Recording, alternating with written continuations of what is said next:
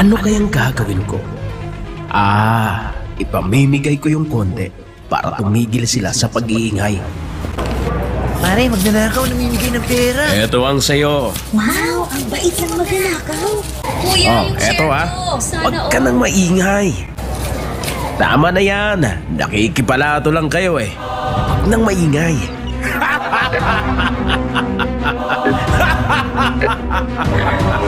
Diba? Konti lang pinamigay ko, mabait na ako. Tahimik na sila, easy. Ngayon, pwede ko na tong suluhin. Masaya ang mga tao, pero tama po ba ito? Di po ba ang nakikinabang sa magnanakaw ay kasabwat ng magnanakaw? Ikaw, kinukonsenti mo ba ang legal na korupsyon?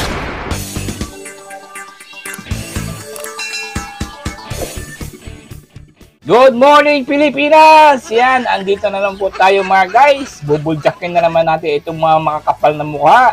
Yan. At ngayon, shout out yan sa Korte Suprema. Napuno na po kayo ng reklamo. Kasi nag-file na naman itong mga hinayupak na mga buhaya. Diyan, nag-file ng petisyon para daw usigin itong Senado. Dahil iniisnap-isnap sila ng Senado, ngayon pumunta naman sila ng Korte Suprema. Kaya napuno na po ang Korte Suprema ngayon ng reklamo.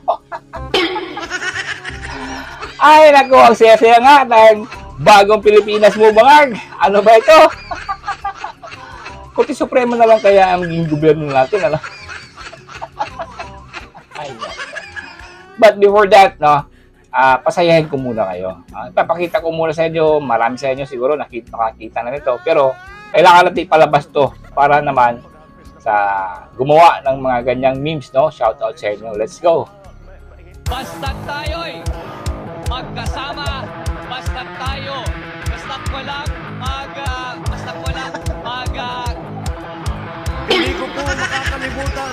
Kayo ay mayak yung amakay, kayo ay mag-alamano. Mayak yung amakay, kayo ay mag-alamano. Mayak yung amakay, kayo ay mag-alamano. Mayak yung amakay, kayo ay mag-alamano. Not it the... Okay. At sa amin, nakapag-harvest na kami. Kakatanim lang eh. So, hindi, buti na lang yung timing, hindi yung bago aanin, nakapag-ani na tayo. Buti rin, nakapag-harvest na tayo dito. Sa amin, nakapag-harvest na kami, kakatanim lang eh. So, hindi, buti na lang yung timing, hindi yung bago aanin, nakapag-ani na tayo. Mukha ko kalabla ko. Kinakal ko nyo.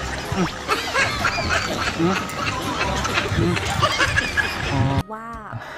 Sa buong bansa, para mapaigting pa natin ang pagtatanim ng mga gulay at bigas.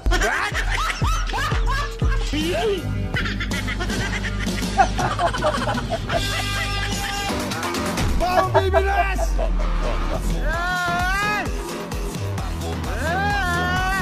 Mo nang tawag sila, now buwarta. Girl. Palagay ko, gutom na rin kayo. Naniwala naman kayo. Kampanya lang yan. Kumagat kayo. Ano? Bahala ka sa buhay. Tangin ng kupal to. Akala mo may tira na. Kupal.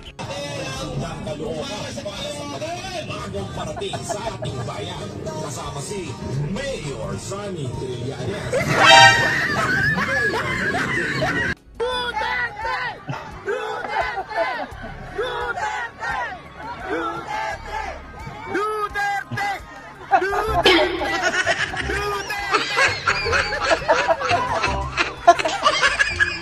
Ayan, tuloy, dilima, di ba? May racist sa inyo, karma. Yan, shout out nga pala sa mga taga Cebu. Kahapon, nag-motorcade sila. Yan, nagbigay suporta yan sa PDP. Di ba? Meron ba kayong mga ganyan, bangag? Meron ba kayong mga sariling supporter na talagang nagbo-volunteer po na lumalabas at nagbigay ng suporta? Hindi katulad sa iyo, bangag, na kinukulong mo pa yung tao ng ilang oras. Hayop talaga itong mga, ang yayabang nila, ang lakas doon nila, pero bakit nyo kinukulong yung mga tao? Tapos, meron pa mga pulis na pinagsuot ng pula.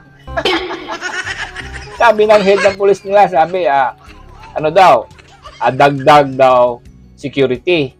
Paano maging dagdag security? Walang mga armas at saka pinagsuot pa ng pula. Hindi nga makapaliwanag itong police director kung bakit pinagsuot ng pula. Ang kawawa naman kayo. Alyansa, ang yabang nyo. Tapos ngayon, ginagapos nyo ang tao para lang kayo, merong tao dyan sa rally ninyo. Nakakaya po kayo. Kaya Marcos, huwag kang magyayabang. Ang daming nag-comment sa akin previously na bakit daw tinitira ko si Marcos. Hoy, mga gunggong ng mga tanga, ng mga bangag, ng mga insyumada ng mga vlogger. Yung Pangulo nyo po ang unang tumitira. Bakit hindi namin siya tirahin? Siya ang unang tumira, di ba? Kaya dapat lang natin tirahin yung bangag na yan. At kaya dito naman po tayo, tingnan po natin pagmasdan ninyo kung ano ang diferensya nung kay Tatay Digong at saka itong kay Bangag. Pagdating dyan sa approach ng mga tao. Pagmasdan nyo ito mga guys. Diferensya talaga. Sabihin kung alin ang naiba. Alam nyo pa rin? Ito, hindi nyo na alam to. Alin ang naiba. Isipin kung alin ang naiba. Isipin mabuti. Isipin kung alin ang naiba. Alin ang naiba. Isipin kung alin ang naiba. Sabihin kung alin ang naiba. Ayan, dumako naman tayo dito sa usapin na patungkol po dito sa kay Duterte. Na ang dami pong nagreklamo, sabi ko na nga ba talagang magpa-file na naman sila ng reklamo dito patungkol sa pahayag ni Tita Digong, di ba? Yung mga papatay ng mga senador. Eto, umeepal. Number 1 ito si Torre. Hoy, Torre! Gago kang pulis ka. Alam namin na hindi ka lang makamove on dyan sa inis mo sa mga pambabash sa'yo. Etong tao mga guys, umeepal. Nagpa-file naman siya ng complaint dyan sa DOJ. At sinupalpal nga siya ng NBI, hindi nga pwedeng kasuhan yan. Gunggong na Torre. At ito pang si Asidre. Umeepal pa yung mga congressman. Di ba? Ang atat-atat na magpa-press con. Lalo pag dun sa budget na skandal, walang press con. Hindi kayo makita. You're nowhere to be found. Pero ngayon, dito sa mga kung ano-anong issue, ang bilis niyong magpa-press con. Ito nga mga tao mga guys, no? They're just waiting for opportunity para sila just to publish themselves, no? Para mapasikat sila. Hindi po kayo. Talagang nagiging buhaya lang po ang itsura ninyo. Yung mga pinaggagawa ninyo. Alright, pakinggan mo natin patungkol po dito sa sinabi po ni Tatay Digong. Let's go. Nag-react din ang ilang senador sa pahayag ni former President Rodrigo Duterte na papatay ng nasa 15 senador para sa darating na eleksyon. Para kay Senador Jinggoy Estrada na mapagbiro lang talaga ang dating Pangulo at wala itong issue para sa kanya. Sa palagay naman ni Senator Bong Revilla, bulaklak lang ito ng bibig ni Duterte at ganun lang anya siya magpahayag ng kanyang sarili.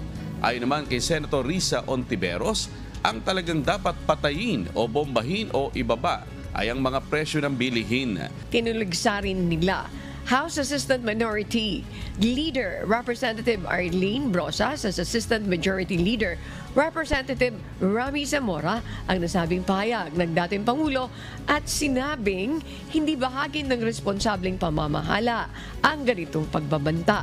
Depensa naman ng dating Chief Presidential Legal Counsel Attorney Salvador Panelo, biro lamang ito at hindi dapat seryosohin. At yun lang nga, no? Hindi nga kayo ang sinabihang papatayin yung mga senador. O bakit kayo nagrereklamo? Diba? Nag-e-epa lang talaga kayo. Gumagawa lang talaga kayo ng eksena para mapagtakpan yung budget na iskandalo ninyo. Hoy mga gonggong, inaabangan namin yung desisyon po ng Korte Suprema. Sigurado po kami dyan na talagang mabubutata kayo. Sana naman maganda ang desisyon ng Korte Suprema mga guys. Diba? Kaya halatang halata po kayo yung mga congressman na umeepa lang po kayo. Ngayon, magpapahiling na naman sila kontra dyan sa mga vlogger. Baka ipalis na naman nila. Sige, gawin nyo kung anong gusto nyo. Mga hinayupa kayo, may karma din kayo. At ngayon, dumako naman tayo dito sa last nating video. No? Dito po, kay walang iba, pinakakapal na mukha, pambansang kapal na mukha, si Castro. Etong si babaeng bundok kasi, sinuspindi po ang kanyang Facebook page dahil sa sobrang dami ng trolls na nanawagan dyan sa impeachment. Yan, merisi sa'yo, hinayupak ang babae ka. Itong kriminal po, mga guys. Yung FB page niya, tinanggal po ng Facebook. Yay! Yan, panoorin natin naman. Suspende ng Meta sa loob ng 180 araw ang Facebook page ni ACT Teacher Representative Franz Castro dahil sa umano'y impersonation. Sa post ng ACT Teacher Party List, dinagsa umano ng troll accounts at fake news ang page ni Castro, kaya hinala ng grupo sinadya ang suspensyon para mapatahimik ang grupong nagsusulong ng impeachment laban sa Vice-Presidente. Dahil dito, nagpahayag ng pagkondena ang grupo sa hakbang ng suspension at nananawagan na ibalik na ang account at itigil ang pagpigil sa malayang pagpapahayag sa pamamagitan ng social media. Yan, very good, Mita. Maganda po yan. Para naman ito mawala, itong hinayupak na Castro. Hoy, Castro, talagang pinapabalik ka na talaga ng bundok ng kahit na Facebook. Facebook, mga guys, diniklara na persona non grata. Ang pamumukha na hinayupak na to, kriminal. Yan, merisi sa'yo, karma. Sabi nga ni BP Sara, no? Karma is real. Ay, nato. Alright, mga guys, no? Hanggang dito lang po tayo. Sana po kayo ay natuwa. Kahit nga konti po dito sa mga vlogs ko. Maraming salamat nga pula sa mga bago kong subscribers, no? God bless you po. Talagang natutuwa po ako sa mga reactions niyo. Comment naman kayo kung anong gusto niyo comment. Kung nasiyahan ba kayo sa mga memes. Kung gusto niyo gawin pa natin ulit yung mga memes, comment niyo po. Alright, hanggang dito lang tayo mga guys. God bless you all. Bye-bye, Castro.